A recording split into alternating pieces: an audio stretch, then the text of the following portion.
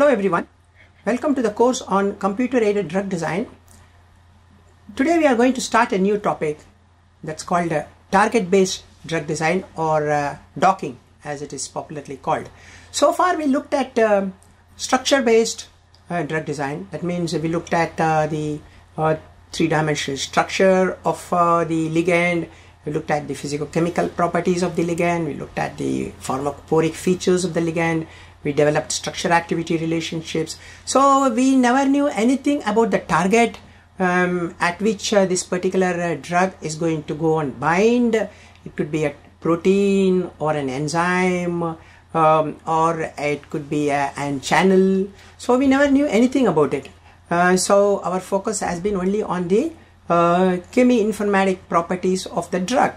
Okay, now let's look at how the drug goes and acts on enzyme or protein and makes the protein or enzyme inactive. So this protein could be in the pathway of the particular disease process. Okay, so that means I need to know the mechanism of action of the particular disease. I need to know what are those enzymes involved in that particular disease process and which enzyme I am going to target. So I need to know more. If you look 15 or 20 years back, there was no knowledge about much understanding about mechanism or target proteins and so on, because our analytical tools were not very great. So most of the drugs were discovered based on their activity. For example, if you look at sulfate drug, if you look at penicillin, they were tested on bacteria, various types of bacteria, and they were found to act very effectively. That means they were able to kill the bacteria, hence the drugs came into market. But nobody knew how they acted. But later on, a lot of research was done to understand how the drugs acted. The mechanism of action was understood. So in the past 15 years, with the improvement in analytical tools, with the improvement in computational tools, there was a lot of possibilities of finding out how the drug acts and what are the targets involved through which the drug acts. That means which proteins get disturbed or get inhibited because of this drug. So one was able to do that. By looking at the target, one can design very effectively or very efficiently drugs which may be very selective to the particular target. That means they may not go and bind to other targets. So you are reducing the side effect profile of the drug. So they can go and bind very effectively to the target and stop the disease process. So the target-based drug design looks at the specific enzyme structure, the active site of the enzyme, and design molecules which will go and bind very effectively, very selectively, and not go and bind to other enzymes or proteins. Thereby they can become very selective as well as they could have better efficacy. So this is what is called the target-based drug design. That means I need to know a lot about the mechanism. I need to know the three-dimensional structure of the target protein or enzyme which I want to focus on. I need to know the active site of this enzyme. And as I said, in the past 15-20 years, a lot of development has happened in proteomics, mass spectrometry, X-ray crystallography, NMR, computational tools, protein purification, separation, just like the 2D gel electrophoresis. So all these simultaneous development of computational as well as experimental tools has helped quite a lot in going towards the target-based drug design. And as you see nowadays, FDA, that is the Food and Drug Administration of US, expects all the pharma companies when they file a new chemical entity to have the details about the mechanism of action as well as the target proteins on which the drug acts. They are not just happy about the efficacy of the compound, but they would like to know exactly where the compound goes and where it binds, which enzymes it inhibits, and so on actually. Okay. So for example, let's look at this particular picture. Okay, this was taken from this reference. Okay, this deals with the inflammatory pathway. It's called arachidonic acid pathway. Arachidonic acid pathway, inflammation. Okay, so there is a cell membrane, phospholipids that are produced. There is an phospholipidase enzymes which converts them at arachidonic acid. Okay, so this is the site of inflammation. Once AA is formed, there are some enzymes like cyclooxygenase 1, cyclooxygenase 2, which convert the arachidonic acid, okay, into PGH2. That is PGH2 here. Sorry, as PGH2 here. Okay, and so PGH2 here.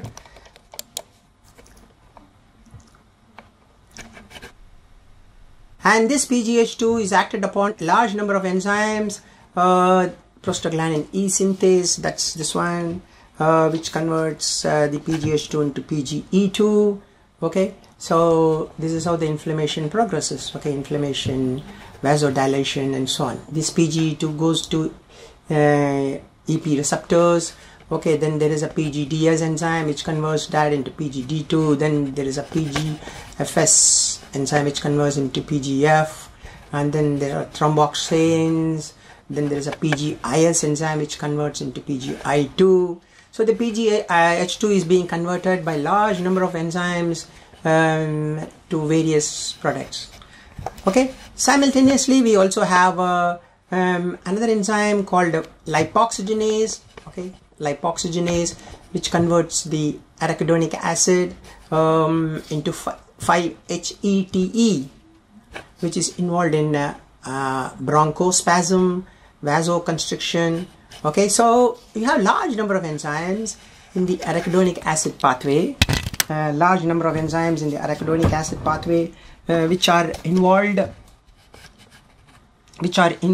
in the inflammation, vasoconstriction, and vasodilation, okay, and so on actually.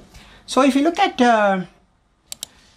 original inflammatory drug, aspirin is quite a good drug, okay, which is called a non-steroidal anti-inflammatory drugs, because originally steroids were given for inflammation, especially steroids act here. So aspirin is a non-steroidal anti-inflammatory drug, so it goes and acts on many of these enzymes, COX-1, COX-2, so it's very not selective actually. Then came selective COX-2 inhibitors. I've been talking about it, like Bextra, Vioxx, Celecoxib, Rofecoxib, which will go and bind only to this particular enzyme called COX-2, okay, but not to other enzymes.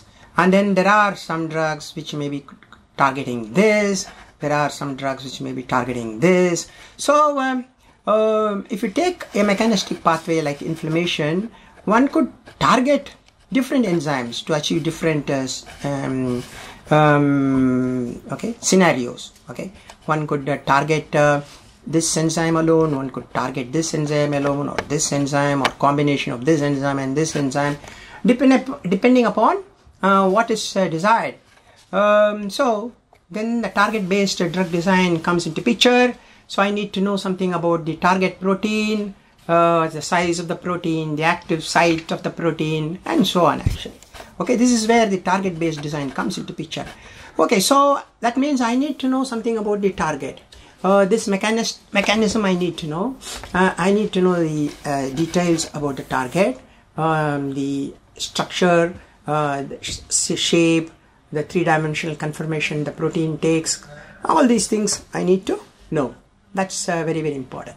And another important interesting thing is you may be discovering drugs for this enzyme COX-2. There might be some companies which may be discovering drugs for lipoxygenase. Some companies may be trying to target both cyclooxygenase 2 and lipoxygenase, and so on actually. So for same inflammation, there could be many companies working towards different enzymes. Okay, so this picture was taken from this reference. Okay, so I need to know the protein or enzyme or whatever the target. I need to know that. That's very, very important. Okay, so the primary structure. So the proteins have 4 different structures: the primary, secondary, tertiary, and quaternary. So the primary structure is the sequence of the 20 amino acids in the polypeptide chain. Okay, it is held together by the peptide bond. What is that peptide bond? C double bond on end, right? So that's the peptide bond that's formed actually, because you have the acid, you have the NH2, so they form a peptide bond. Secondary structure, this is very regular local substructures on the actual polypeptide backbone due to constraints on the backbone, because it is not possible for the backbone to form all types of structures. Okay, 2 main types we have, that's the alpha helix and the beta strands or beta sheets, as we can call it, alpha helix or the beta strands or beta sheets. Okay, then we have the tertiary structure. These are real 3D structures of this monomeric protein. The alpha helices and beta sheets are folded into compact globular structure. So thermodynamically it forms a very compact structure. The folding is due to non-specific hydrophobic interactions. Okay, so we have the hydrophobic interactions which are generally buried inside. The hydrophobic interactions are buried inside because as you know, protein is generally found more in the water. So generally we have all the hydrophilic portions of the protein coming out, and the hydrophobic portion is always buried inside.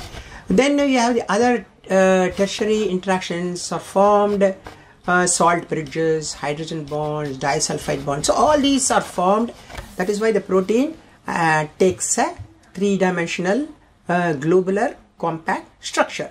Okay, so we have the primary structure. When you say it's only the 20 amino acids arranged in the polypeptide chain, okay, by the peptide bond. But when you have the secondary structure, these regular local substructures, because polypeptide bonds has some constraints on the backbone, so it forms alpha helices or beta strands or beta sheets.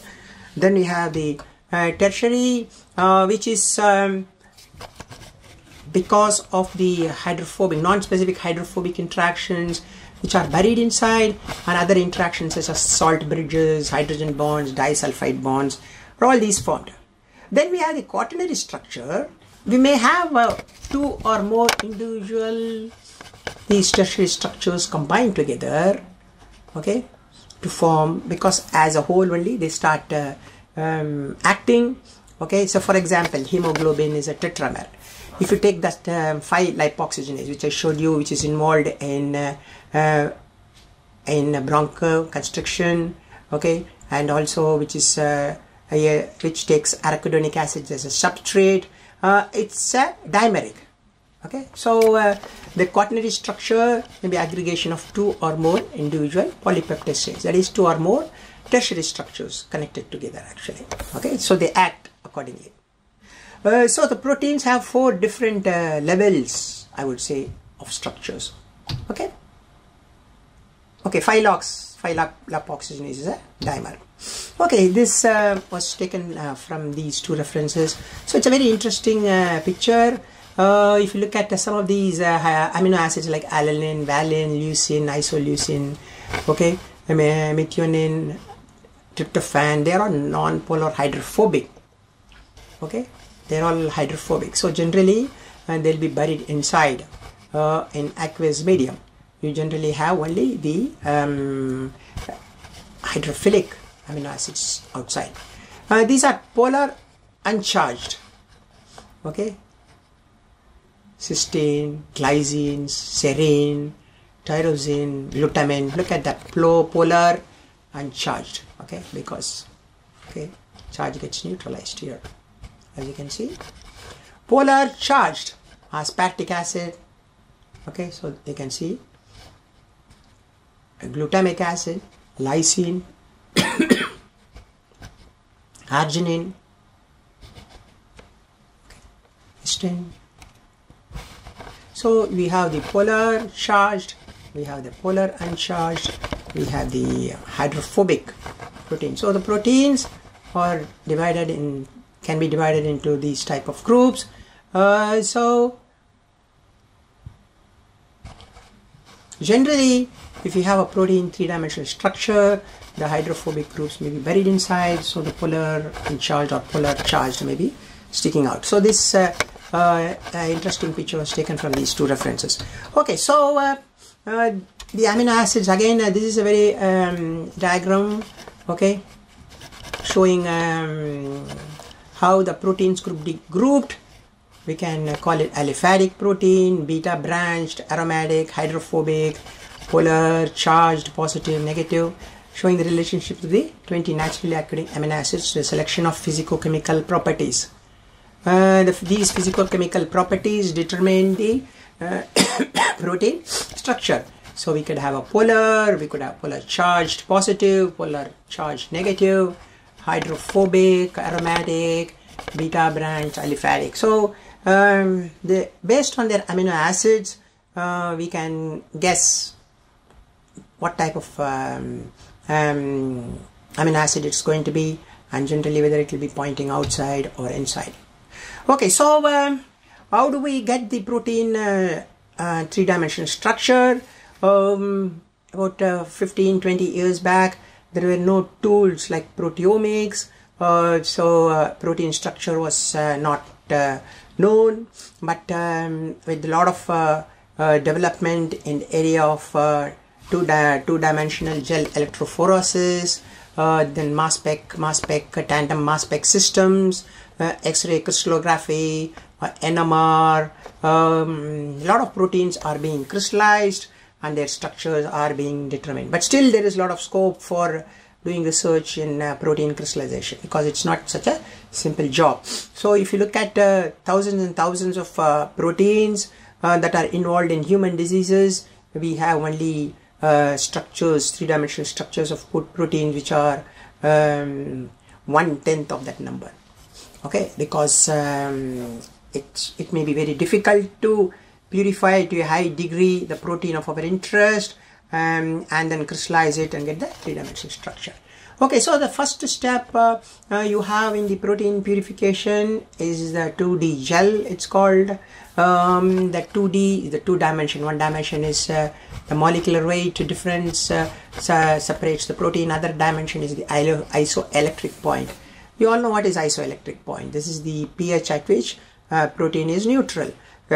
So if you have a pH gradient, proteins start moving because of the charge, and when it reaches the pH at which the charge is 0, it stops. Okay, and then the protein moves based on molecular weight, and so the separation happens. So in a 2D gel, we will get thousands of proteins separated. We may pick up the protein of our interest, and then you put that into a mass spec, a tandem mass spec system, mass spec with MALDI and so on. So you get the molecular weight. We can even find out the sequence of amino acids. That means how the amino acids are placed next to each other. So we can get the primary structure of the protein by this approach, which is quite simple. If you want to know the three-dimensional structure, of course we need to crystallize the protein. Okay, so crystallization is not so simple. Once you have sufficient amount of crystal protein, you pass it through X-ray or nuclear magnetic resonance. There is a lot of interest that's happening here because this could be in the liquid form. That means protein could be in the solution. Okay, whereas this has to be crystallized. So this has more advantages. So we can go down to very high degree of accuracy, and we can get that three-dimensional structure of the protein. Then you need to know the active site of the protein. Okay, so many times when they crystallize protein, they put in an inhibitor or the substrate and crystallize. So when you do the crystal structure determination, we get the structure of the protein as well as the ligand or substrate which is bound to the protein. So that's a very good advantage to have a ligand, because such protein ligand complex is more stable than the protein alone, because the active site may collapse if there is no ligand, or if there is no substrate bound to the protein active site. So it's a good idea to generally crystallize with the ligand or with the substrate bound to the protein. It's also good when we are doing docking studies, when we know where the substrate or the ligand has gone and bound. We can take that as the active site. When you are doing a docking, we can remove that ligand and try to put new molecules and see whether they bind better, and so on actually. So these are the various steps by which protein three-dimensional structure is determined. And as I said, in the past 15-20 years, with the improvement in the experimental tools, more proteins are getting crystallized with substrates and ligands and drugs, and their crystal structures are being determined. Okay, so if you go to a PDB, protein data bank, PDB, protein data bank, you'll be able to see a lot of proteins, and you'll be able to see their structures. Okay, and so it's very interesting to have a look at this. Okay, if you have internet here, we will be able to see.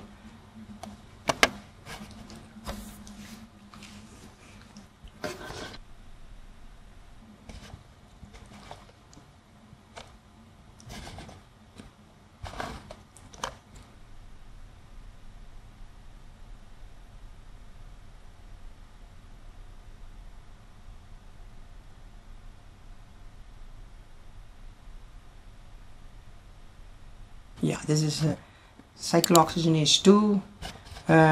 It gives you a lot of information. In addition,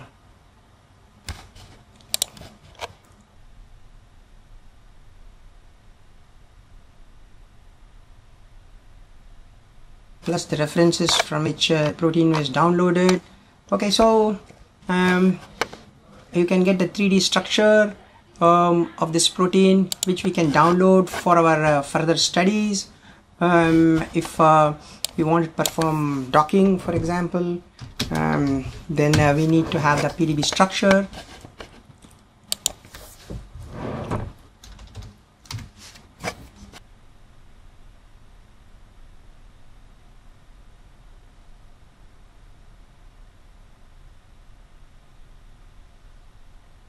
Okay, these are some beta-lactamase type of systems. Okay, so as you can see, they are called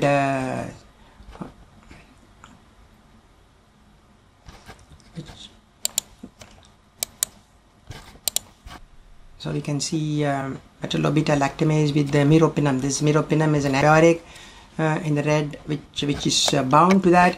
So we get information. Then we will also get structure. We can even explore the structure.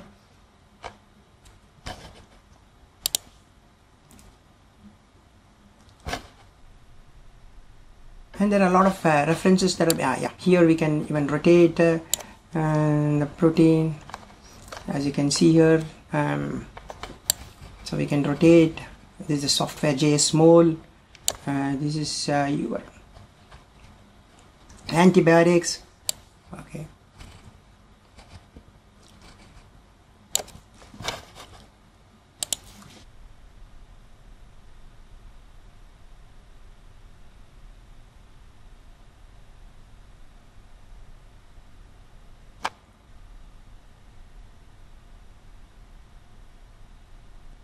so a lot of information is given about this protein and what it interacts with. As I said, there are two enzymes. One is called the cyclooxygenase 1 and the other one is called cyclooxygenase 2. Okay, this is the 1-PTH. Okay, this is the prostaglandin H2 synthase, or the COX as it is called. Okay, yeah. Okay, so you can see I think aspirin bound, or what? Let's see what is it bound.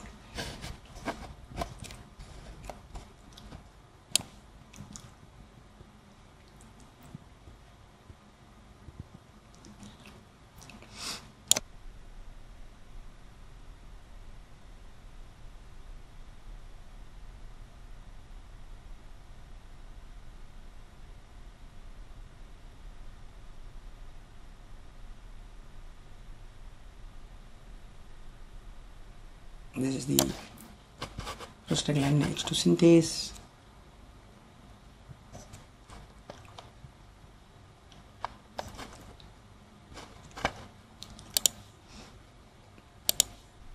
So these are the ligands that are bound to the this particular ligands in pocket. These are the pocket surrounding that.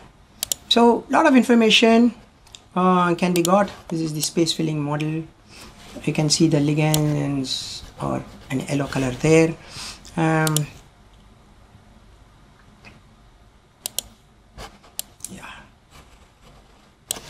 So this PDB is a very powerful protein data bank or protein database. It contains large number of three-dimensional structures of protein. We can, if we know the area which we are working on, and if you know which protein we wanted, we can download. It's all based on, for example, this prostaglandin H2 synthase. This is called 1PTH, but you may have a different prostaglandin H2 synthase also found here. There could be, depending upon how many researchers have got the crystal structure from maybe from urine or from other species, and they might have crystallized with other ligands, other substrates. So you may have many references to this prostaglandin H2 synthase, and depending upon your area of interest, you may take up that three-dimensional structure of that particular protein of your interest. So that's the beauty of this PDB. So it's very useful, and we are going to use that quite a lot as we go along, because